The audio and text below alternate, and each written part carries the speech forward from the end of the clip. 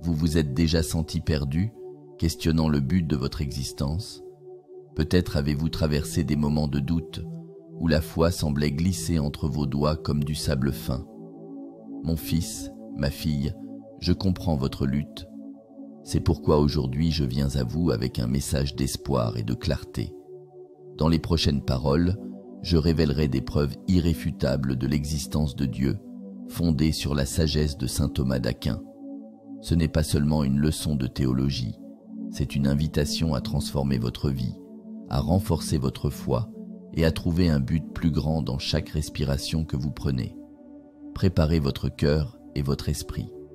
Ce que vous êtes sur le point d'entendre ne changera pas seulement votre perspective sur le monde, mais aussi sur vous-même. Vous découvrirez comment chaque battement de votre cœur, chaque pensée dans votre esprit, est un témoignage vivant de la présence divine. Êtes-vous prêt pour un voyage qui peut guérir vos doutes et combler le vide dans votre âme?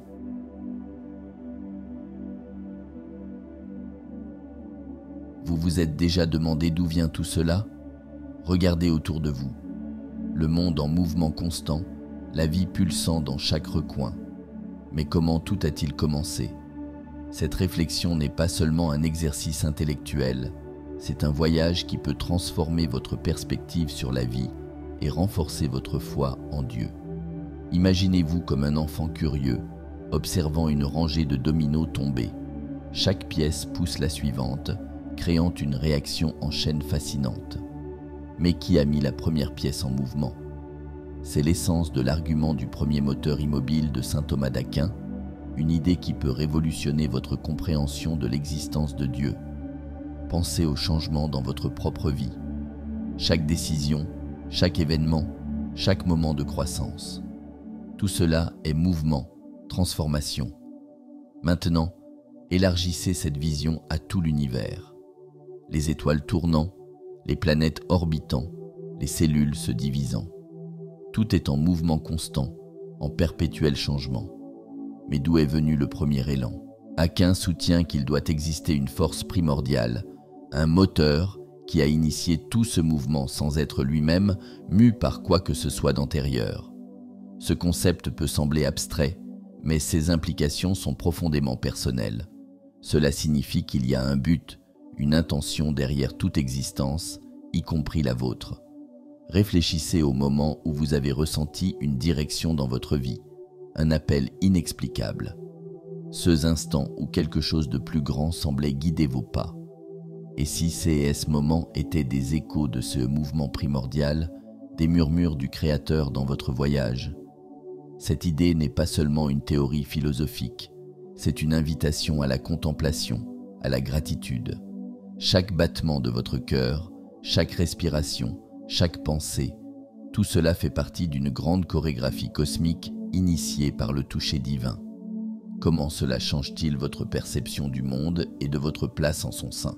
En comprenant le concept du premier moteur immobile, vous gagnez une nouvelle lentille pour voir la vie. Nous ne dérivons pas dans un univers chaotique, mais participons à un plan divin en mouvement.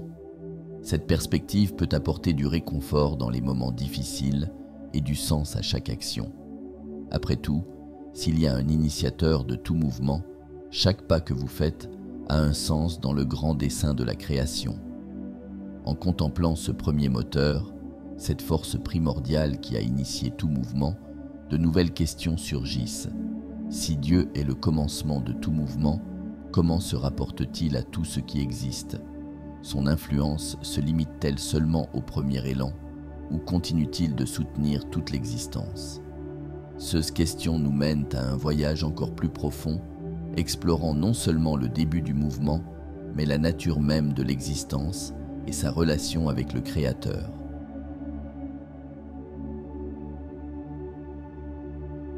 Imaginez-vous tenant une chaîne. Chaque maillon est connecté au suivant, formant une séquence ininterrompue. Maintenant, pensez à votre propre existence. Qu'est-ce qui la soutient? Qu'est-ce qui soutient tout ce qui vous entoure? Cette réflexion n'est pas seulement un exercice mental, c'est un voyage qui peut transformer profondément votre compréhension de la vie et de votre but en elle. Vous êtes-vous déjà arrêté pour réfléchir au miracle que représente votre propre existence? Chaque battement de votre cœur, chaque respiration, chaque pensée, tout cela dépend de nombreux facteurs pour continuer d'exister. Et pas seulement vous, mais tout. Ce qui vous entoure, les arbres, les animaux, les étoiles dans le ciel. Tout est interconnecté dans une toile complexe d'existence. Saint Thomas d'Aquin nous invite à regarder plus profondément cette chaîne d'existence. Il soutient que tout ce qui existe doit avoir une cause. Pensez à votre propre vie. Vous existez parce que vos parents ont existé, qui à leur tour ont existé à cause de vos grands-parents, et ainsi de suite. Mais cette chaîne peut-elle s'étendre indéfiniment? Ou doit-il y avoir un point de départ, une cause première? Cette idée d'une cause première n'est pas seulement une abstraction philosophique, elle touche le cœur de notre quête de sens. S'il existe une cause première, un être qui existe par lui-même et donne existence à tout le reste, cela change complètement notre perspective sur la vie. Cela signifie que nous ne sommes pas ici par hasard, mais pour un but divin. Réfléchissez au moment où vous avez ressenti une connexion profonde avec quelque chose de plus grand que vous-même. Ces instants de clarté où vous avez réalisé que vous faites partie de quelque chose de plus vaste, de plus significatif. Et si ces moments étaient des aperçus de votre connexion avec cette cause première, avec Dieu lui-même? Cette compréhension peut apporter un nouveau sens de révérence à la vie. Chaque personne que vous rencontrez, chaque créature, chaque élément de la nature, tous sont des maillons dans cette grande chaîne de création, tous émanant de la même source divine. Comment cela change-t-il votre vision du monde et vos interactions avec lui? En contemplant l'idée de la cause première, nous sommes invités à une nouvelle forme de gratitude et de responsabilité.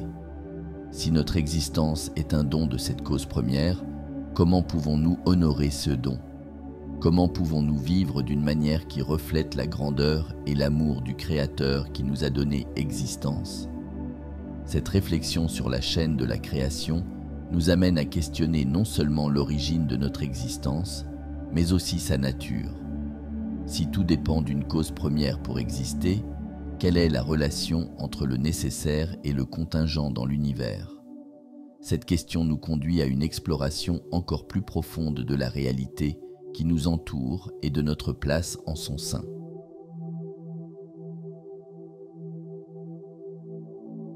Vous êtes-vous déjà demandé pourquoi les choses sont comme elles sont et non autrement? Pourquoi vous existez en ce moment, à cet endroit? Cette réflexion n'est pas seulement un exercice philosophique, c'est un voyage qui peut transformer profondément votre compréhension de la réalité et de votre rôle en elle. Pensez à tout ce que vous considérez comme normal dans votre vie, votre travail, votre famille, vos possessions. Maintenant, imaginez que tout cela pourrait ne pas exister ou être complètement différent. C'est l'essence de ces que saint Thomas d'Aquin appelle les êtres contingents, des choses qui existent mais qui pourraient ne pas exister. Vous, moi, ce monde, nous sommes tous contingents. Mais si tout est contingent, si tout pourrait simplement ne pas être, pourquoi quelque chose existe-t-il plutôt que rien? Cette question peut sembler abstraite, mais ses implications sont profondément personnelles. Elle nous amène à considérer qu'il doit y avoir quelque chose qui n'est pas contingent, quelque chose de nécessaire qui donne existence à tout le reste. Aquin soutient qu'il doit exister un être nécessaire, quelque chose qui existe par lui-même et ne dépend de rien d'autre pour exister. Ce concept peut sembler distant, mais pensez au moment où vous avez ressenti une certitude profonde, une vérité inébranlable dans votre vie. Et si ces moments étaient des aperçus de cette nécessité fondamentale, des échos de l'être nécessaire dans notre réalité contingente? Cette idée transforme notre vision du monde. Nous ne flottions pas dans une mer de possibilités aléatoires, mais nous sommes ancrés dans une réalité fondée sur quelque chose de nécessaire et éternel. Comment cela change-t-il votre perception des difficultés et des incertitudes de la vie? Comment cela renforce-t-il votre foi dans les moments de doute? En comprenant le concept de l'être nécessaire, nous gagnons une nouvelle appréciation de l'existence. Chaque moment, chaque expérience, chaque relation, tout devient un reflet de cette nécessité fondamentale. Cela ne donne pas seulement du sens à notre existence, mais nous appelle aussi à vivre de manière plus consciente et reconnaissante. Cette réflexion sur le nécessaire et le contingent nous amène à questionner non seulement la nature de la réalité, mais aussi les degrés de perfection que nous observons dans le monde. S'il existe un être nécessaire, source de toute existence, comment cela se rapporte-t-il aux différentes qualités et vertus que nous percevons autour de nous? Cette question nous guide vers une exploration encore plus profonde de la nature de la perfection et de notre quête de celle-ci dans nos vies.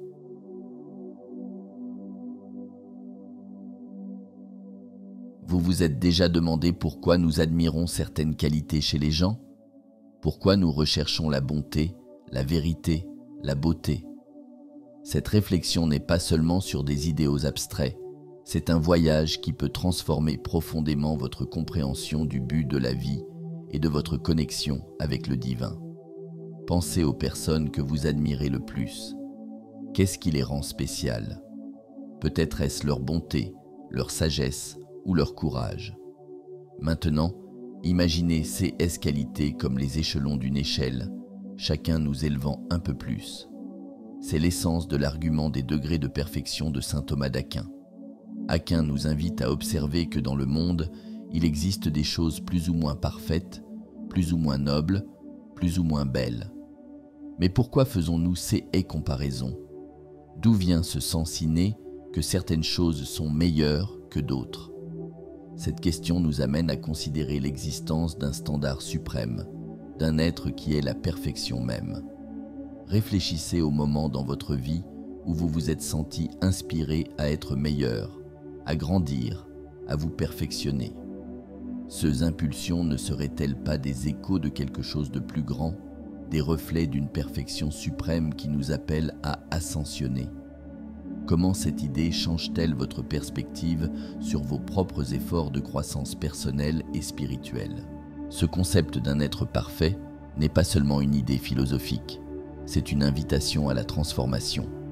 S'il existe un standard suprême de bonté, de vérité et de beauté, nos vies gagnent un nouveau but, refléter de plus en plus ces qualités divines. Comment cela influence-t-il vos choix quotidiens, vos relations, vos aspirations? En comprenant les degrés de perfection, nous gagnons une nouvelle lentille pour voir le monde et nous-mêmes. Chaque acte de bonté, chaque quête de vérité, chaque appréciation de la beauté devient une étape vers le divin. Cela ne donne pas seulement du sens à nos luttes et efforts, mais nous remplit aussi d'espoir et de but. Ce voyage d'ascension nous amène à questionner non seulement notre quête personnelle de perfection, mais aussi le but et le design derrière toute la création. S'il existe un être parfait, comment cela se rapporte-t-il à l'ordre et à la beauté que nous observons dans l'univers? Cette question nous conduit à une exploration encore plus profonde de l'intelligence et du but derrière la création, nous invitant à contempler l'univers comme un reflet de l'esprit divin.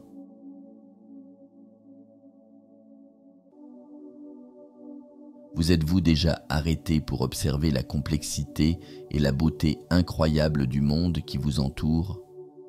De la précision d'un atome à l'immensité des galaxies, l'univers semble chuchoter un message de design intelligent. Cette réflexion n'est pas seulement sur l'émerveillement face à la nature. C'est un voyage qui peut révolutionner votre compréhension du but de la création et de votre place en elle. Pensez à une symphonie. Chaque note, chaque instrument, parfaitement harmonisé pour créer un chef-d'œuvre. Maintenant, élargissez cette vision à tout le cosmos. Les lois de la physique, les constantes universelles, la danse cosmique des planètes et des étoiles. Tout semble fonctionner en parfaite harmonie. C'est l'essence de l'argument du design intelligent de saint Thomas d'Aquin. Aquin nous invite à contempler l'ordre et le but évident dans l'univers. Des motifs complexes d'un flocon de neige au cycle précis des saisons, tout semble pointer vers une intelligence supérieure. Mais qu'est-ce que cela signifie pour notre foi et notre compréhension de Dieu? Comment cette perception du design influence-t-elle notre relation avec le Créateur? Réfléchissez au moment où vous vous êtes senti profondément connecté à la nature ou émerveillé par une découverte scientifique. Ces instants ne seraient-ils pas des aperçus de l'Esprit divin, des moments où nous percevons le toucher du grand architecte dans sa création? Comment cette perspective transforme-t-elle votre appréciation du monde et votre sens du but en lui? Ce concept d'un univers conçu n'est pas seulement une idée abstraite, c'est une invitation à la révérence et à la responsabilité. Si nous vivons dans un cosmos soigneusement architecturé, cela n'élève pas seulement notre admiration pour le Créateur, mais nous appelle aussi à être des gardiens conscients de son œuvre. Comment cela change-t-il votre attitude envers l'environnement, la science et la vie elle-même? En comprenant l'argument du design intelligent, nous gagnons une nouvelle appréciation de l'interconnexion de toutes choses. Chaque découverte scientifique, chaque merveille naturelle devient une fenêtre sur la sagesse divine. Cela enrichit non seulement notre foi, mais nous inspire aussi à rechercher la connaissance et la compréhension comme un moyen de nous rapprocher de Dieu. Cette contemplation du design universel nous conduit à une compréhension plus profonde non seulement de la création, mais du Créateur lui-même. En reconnaissant l'intelligence derrière l'univers, nous sommes invités à réfléchir sur la manière dont toutes ces preuves, le mouvement primordial, la chaîne de la création, la nécessité fondamentale, les degrés de perfection et le design intelligent convergent pour former un tableau cohérent et puissant de l'existence de Dieu. Cette synthèse nous mène à une conclusion qui n'est pas seulement logique, mais profondément transformante pour notre foi et notre vie.